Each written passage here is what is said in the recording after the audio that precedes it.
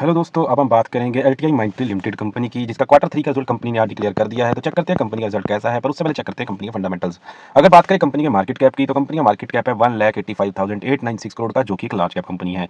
इसके बाद कंपनी की पीई रेशो की बात करें, प्राइस टू अर्निंग रेशो की, वो है 40.4, जिसको देखने में लगता है कंपनी की वैल्यूएशन थोड़ी ज्यादा है, पर फिर भी चेक करेंगे कंपैरिजन में इसके पीयर्स के साथ कि कंपनी की एक्जैक्ट वैल्यूएशन कहां स्टैंड करती है। उसके बाद बात करें कंपनी की रिटर्न ऑन कैपिटल एम्प्लॉयड की, वो है 37.7%, जो कि एक बहुत ही शानदार आरओसीई है। उसके बाद बात करें दोस्तों आरओआईसी की, रिटर्न ऑन इन्वेस्टेड कैपिटल की, वो भी है 41.2%, जो कि बहुत ही शानदार आरओआईसी है। उसके बाद बात करें दोस्तों प्रमोटर होल्डिंग की, तो प्रमोटर होल्डिंग है दोस्तों 68.7%, जो कि एक बहुत ही अच्छी प्रमोटर होल्डिंग है। उसके बाद बात करें दोस्तों डेट टू इक्विटी की, डेट टू इक्विटी रेशियो है जो है दोस्तों 0.10, जो कि कंपनी के ऊपर बिल्कुल ही मामूली सा कर्ज है, जो कि एक चिंता की बात नहीं है। ओवरऑल फंडामेंटल्स की बात करें तो कंपनी के फंडामेंटल्स बहुत ही बढ़िया और शानदार है। उसके बाद दोस्तों देख लेते हैं कंपनी की वैल्यूएशन अदर पीयर्स कंपनी के साथ मुकाबले में कहां स्टैंड करती है। अगर बात करें कंपनी के सेक्टर की टॉप कंपनीज की, तो टीसीएस की जो पीई रेशियो है 31.19, इन्फोसिस के 27.92, एचसीएल टेक्नोलॉजीज के 27.25, यहीं एलटीआई माइंडट्री के 40.45। अगर दोस्तों अपने सेक्टर की टॉप कंपनी के साथ कंपैरिजन करें तो कंपनी की वैल्यूएशन थोड़ी सी ज्यादा दिखाई देती है, पर बहुत ज्यादा भी नहीं है, बहुत कम भी नहीं है, और हल्की सी बाकी कंपनीज के मुकाबले कंपनी को वैल्यूएशन ज्यादा यहाँ पर मिल रही है। उसके बाद बात करें दोस्तों बुक वैल्यू की, तो बुक वैल्यू भी दोस्तों पिछले साल के अंदर जो थी वो 815.515 की थी, जो कि गिरकर इस साल 610.35 हुई है। तो दोस्तों कंपनी का कहीं ना कहीं एसेट वैल्यूज कम हुई हैं, या फिर कंपनी की लायबिलिटीज बढ़ी हैं।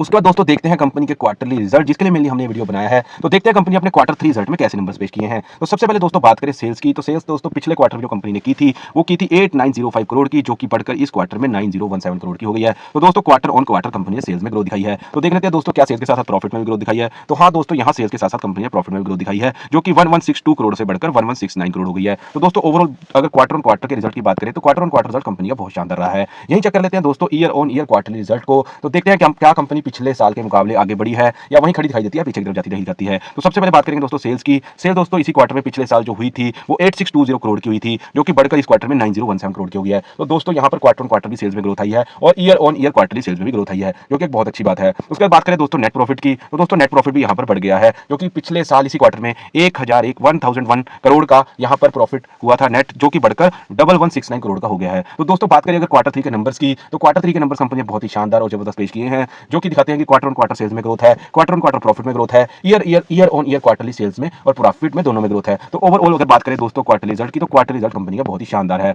उसके बाद देख लेते हैं दोस्तों कंपनी का कैश फ्लो, कंपनी का कैश फ्लो पॉजिटिव में रहा या नेगेटिव में। अगर बात करें दोस्तों कंपनी का कैश फ्लो की, तो कंपनी का कैश फ्लो ऑपरेटिंग एक्टिविटी हमेशा ही पॉजिटिव रहा है।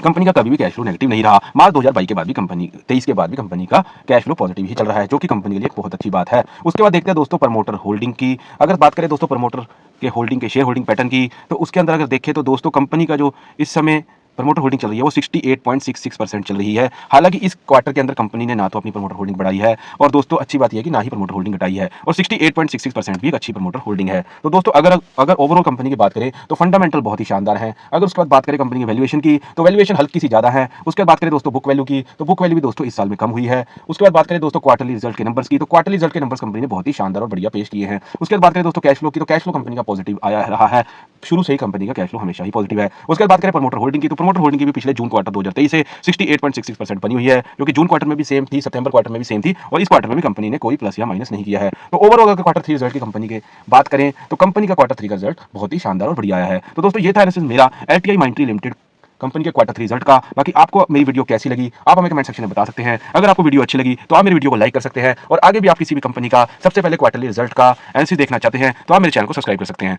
Thank you very much.